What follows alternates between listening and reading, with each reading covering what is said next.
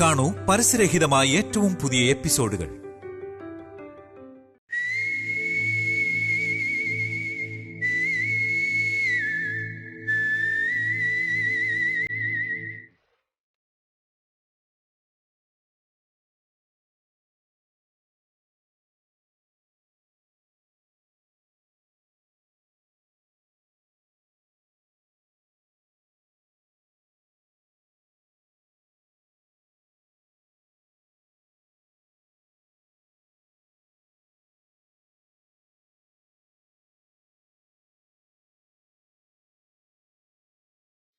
ജ്യോതി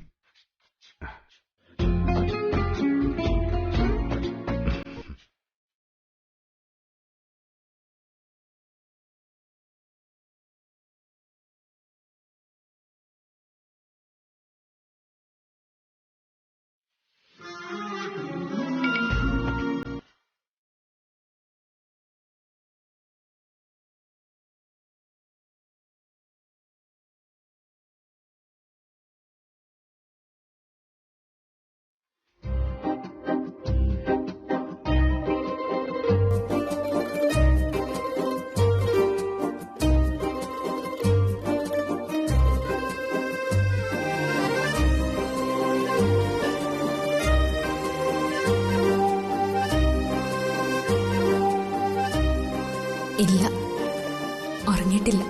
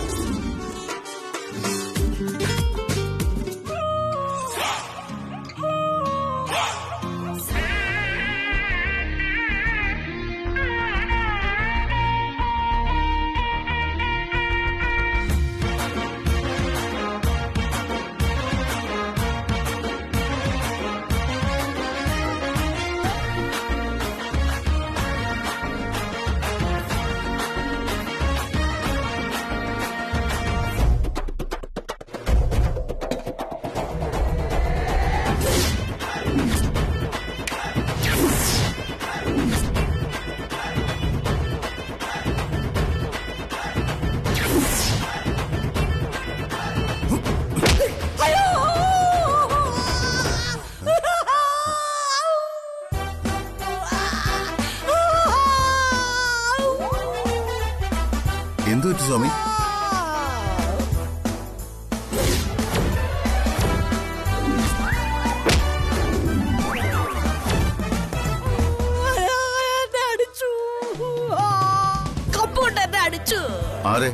ആരടിച്ചു?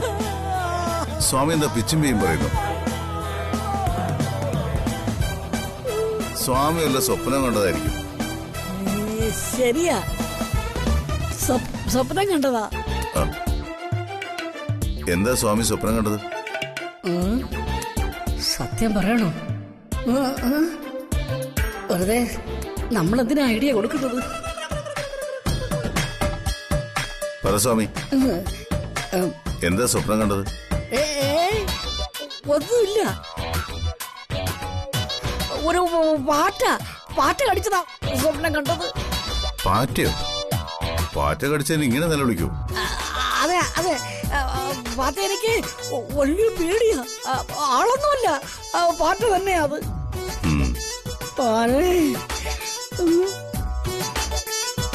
എന്റെ ഭഗവാനെ, ഞാനിനി എങ്ങനെ ഇവിടെ കിടന്ന് ഉറങ്ങും? ആ കമ്പിവടി ഇവിടെ തന്നെ ഉണ്ടോ?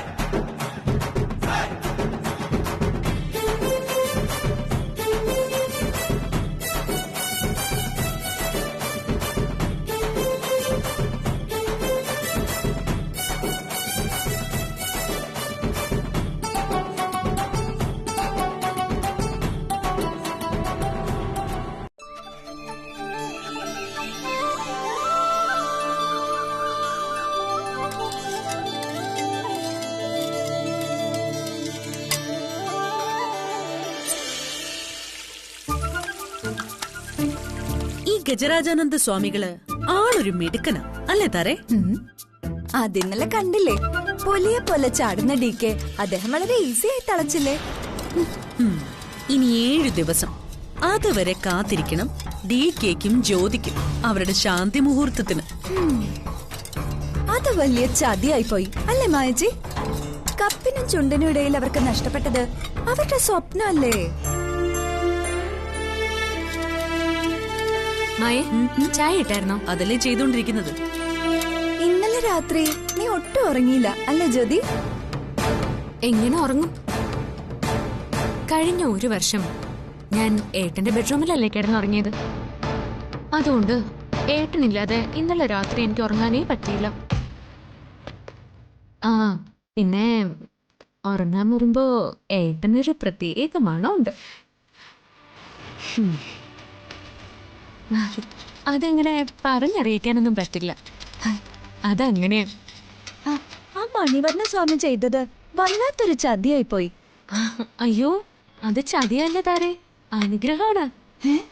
വ്രതശുദ്ധിയോടെ ശാന്തി മുഹൂർത്തം ആഘോഷിക്കാൻ സാധിക്കുന്നത് ഒരു വലിയ ഭാഗ്യം തന്നെയാണ്. ജനിക്കാൻ പോകുന്ന കുട്ടിക്ക് അതിന്റെ അനുഗ്രഹം ഉറപ്പായിട്ടും കിട്ടും.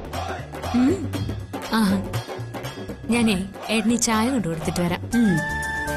ഇന്നലെ രാത്രിയില് ഞാൻ മുറിയിൽ നിന്ന് പോകുന്നതിന്റെ പരിഭവം കാണും. എന്നാ ഞാൻ ചെല്ലട്ടെ.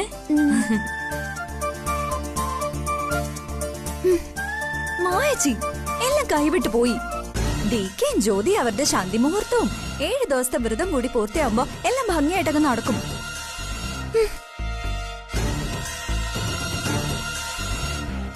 മായച്ചി, നമ്മളിത് വിട്ടുകൊടുക്കരുത്. നമുക്കും വ്രതം പിടിക്കണം. നമ്മുടെ ഭർത്താക്കന്മാരെ വിളിച്ച് ഉടനെ വരാൻ പറയണം. പറയണം, അല്ലാതെ നമുക്ക് വേറെ വഴിയില്ല.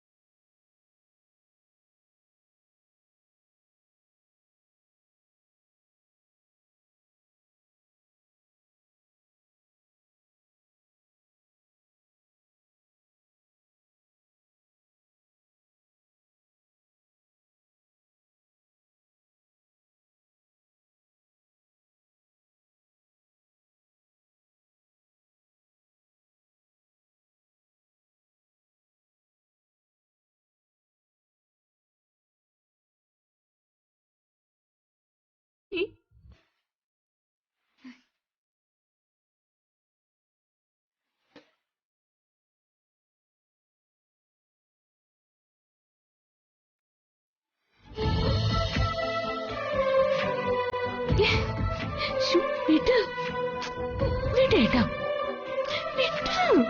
എനിക്ക് പൂജയ്ക്ക് ഇരിക്കാനുള്ളത് പറഞ്ഞേക്കെ. പൂജയൊക്കെ പിന്നെ, നീ ഇവിടെ ഇരിക്കും.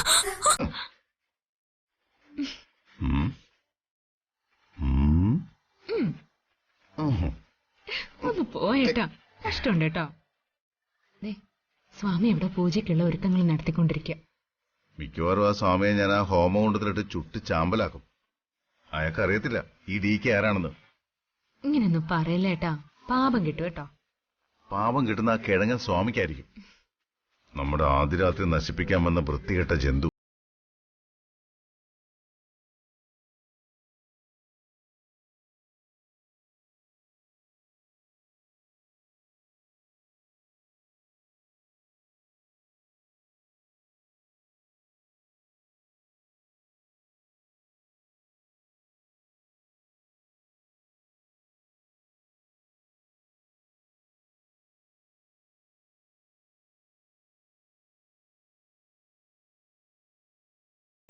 ഏട്ടാ, അതിന് നമ്മുടെ മുറ്റത്ത് മുള്ളുമരം എവിടെയാ? മുള്ളുമരം ഇല്ലേ? ഇല്ല. വേണ്ട, ശരി, മുള്ളുമരം വേണ്ട. എവിടെയെങ്കിലും കെട്ടിയിട്ട് അടിച്ച് പുറം പൊളിക്കണം.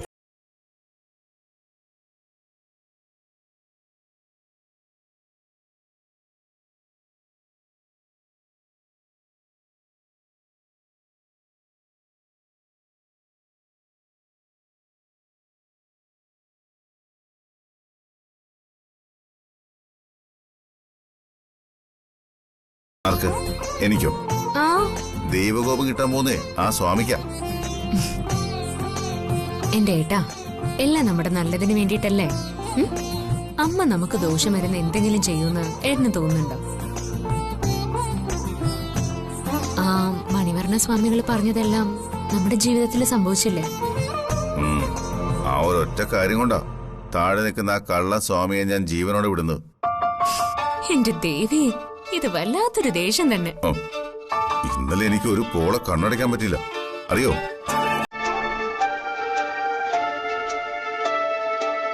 കണ്ണടച്ച എന്റെ മുന്നിൽ നീയേ ഉള്ളൂ.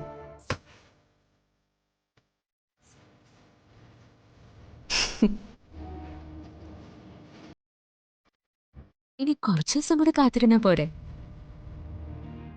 അതുവരെ ഒന്ന് ക്ഷമിച്ചൂടെ?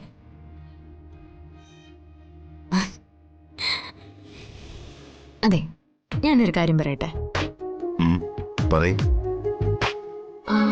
ആ സ്വാമി പറഞ്ഞതൊക്കെ സത്യാണെങ്കിൽ നമ്മൾ ഈ പൂജയിൽ ഭക്തിയോടെ തന്നെ പങ്കെടുക്കണ്ടേ ഏട്ടാ? അതൊക്കെ വേണം. ഞാനീ പറഞ്ഞതൊക്കെ ഒരു ദേഷ്യത്തിനങ്ങ് പറഞ്ഞതാണെന്നേ ഉള്ളൂ. മണിവർണ്ണ സ്വാമികൾ പറഞ്ഞ പ്രധാനുഷ്ഠാനങ്ങളും ക്ഷേത്ര ദർശനവും എല്ലാം നടത്തണം. എന്നിട്ടാണോ എന്നിങ്ങനെ ശ്വാസം മുട്ടിക്കുന്നത്? ഇതൊക്കെ പൂജാവിധിയിൽ അനുവദിച്ചിട്ടുള്ളതാ. അതെ, മനസ്സും ശരീരവും ശുദ്ധമായിരിക്കണം. ഈശ്വര ചിന്തയല്ലാതെ മറ്റൊന്നും പാടില്ലെന്ന പ്രമാണം. ഈ പ്രമാണങ്ങളൊന്നും നമ്മൾ തെറ്റിക്കുന്നില്ലല്ലോ. പക്ഷേ നഷ്ടപ്പെടുന്ന ഓരോ നിമിഷവും നമുക്കിപ്പോ വളരെ പ്രധാനപ്പെട്ടതാ.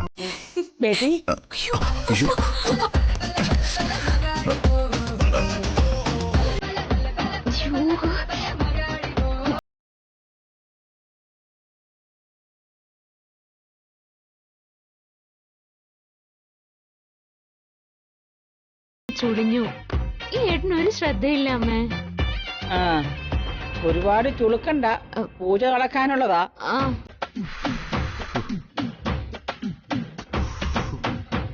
എന്താ ചൂടുണ്ടോ? എപ്പോഴാ പൂജ? പൂജ ഇരുന്ന് ഊതടാ. അനുസരണക്കേട് കാണിക്കാതെ രണ്ടാളും താഴോട്ട് പോവാ പെട്ടെന്ന്. ഇപ്പൊ വരാമേ. അയ്യോ, ഇത്രക്ക് വിനയം വേണ്ട, തടുപൊടിഞ്ഞു പോവും. അയ്യടാ, അവനൊരു ആക്ടിങ്. അല്ല, നീ കുളിച്ചോ? പോയി കുളിക്കടാ.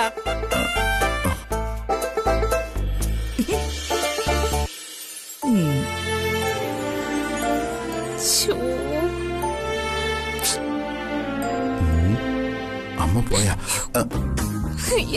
നല്ല ആൻസറിനുള്ള മോൻ. പോയി കുളിക്ക്. അല്ല അത് പിന്നെ അതിന്റെയൊക്കെ ചൂടാറിപ്പോയി. ഇനി പോയി കുളിച്ചിട്ട് വാ. ഈ അമ്മയുടെ ഒരു കാര്യം.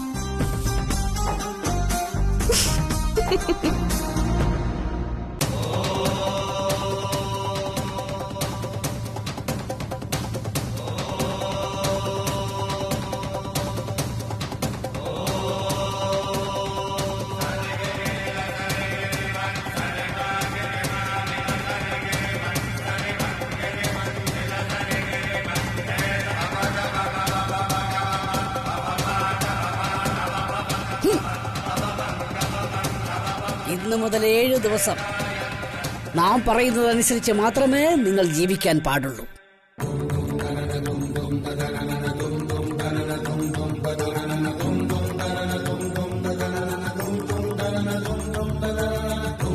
നാം ഇവിടെ നടത്തുന്ന ഈ പൂജാകർമ്മങ്ങളെല്ലാം 7 ദിവസത്തെ നിങ്ങളുടെ വ്രതാനുഷ്ഠങ്ങളുടെ ഭാഗമാണ്. ഇതൊക്കെ നല്ല ഭാവി ജീവിതം ഉണ്ടാക്കുവാനും സൽസന്താനങ്ങൾ നിങ്ങൾക്ക് ലഭിക്കുവാനും വേണ്ടിയാണ്.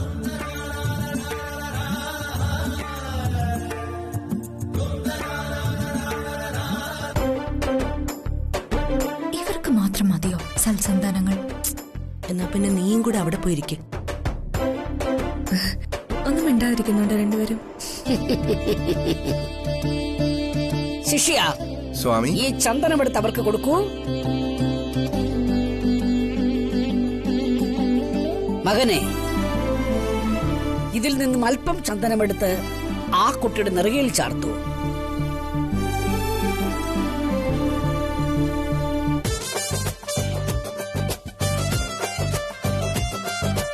എന്റെ മണിവർണ്ണ സ്വാമി, ആദ്യ രാത്രി മുടക്കിയതിന്റെ മുഴുവൻ ദേഷ്യവും ഇയാൾക്കിപ്പോ എന്നോടുണ്ട്.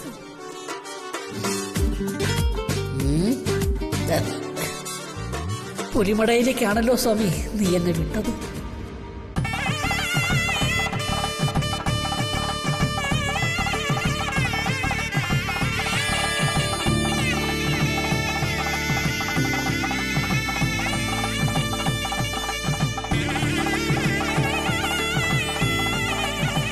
മകളെ, ഇനി ഈ ചന്ദനമെടുത്ത് ഭർത്താവിന്റെ നെറ്റിയിൽ തൊടിയിക്കൂ.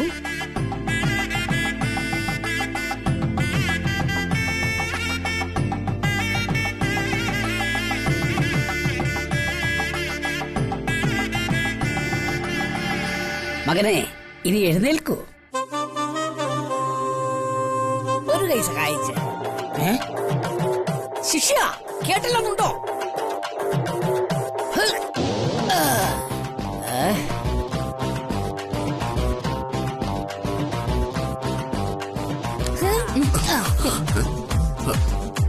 മകനെ, ആ വലം കൈ ഇങ്ങ് തന്നെ. എന്തിനാ? മകനെ തരൂ, ഞാനിത് വീട്ടിൽ കൊണ്ടുപോകാനൊന്നും അല്ലല്ലോ.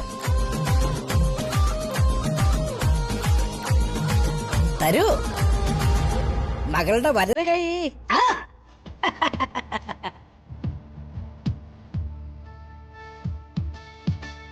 ഇനി പാർവതി പരമേശ്വരന്മാരെ ധ്യാനിച്ച് ഈ ഹോമകുണ്ടത്തിന് ചുറ്റും 3 തവണ വരം വെച്ചോളൂ. പ്രേമത്തിനും ഭാര്യാപത്ര ബന്ധത്തിനും പാർവതി പരമേശ്വരനേക്കാൾ ഉത്തമമായ മറ്റൊരു ചൈതന്യം ഈ ലോകത്തില്ല.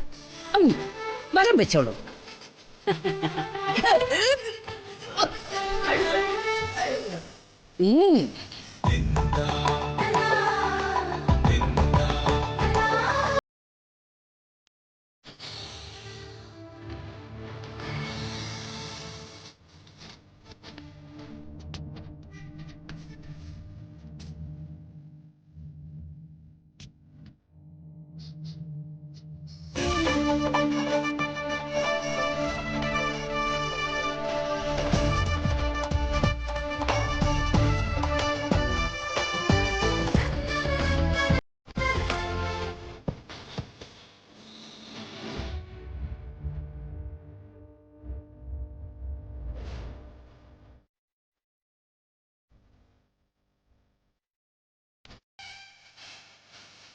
ശിഷ്യ, അതിങ്ങെടുക്കൂ.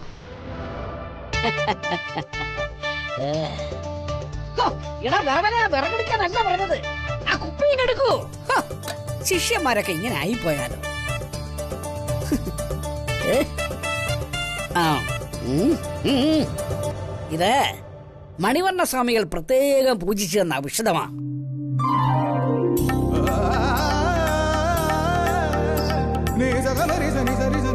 ഇന്നു മുതൽ 7 ദിവസവും നിങ്ങൾ ഈ ഔഷധം സേവിക്കണം.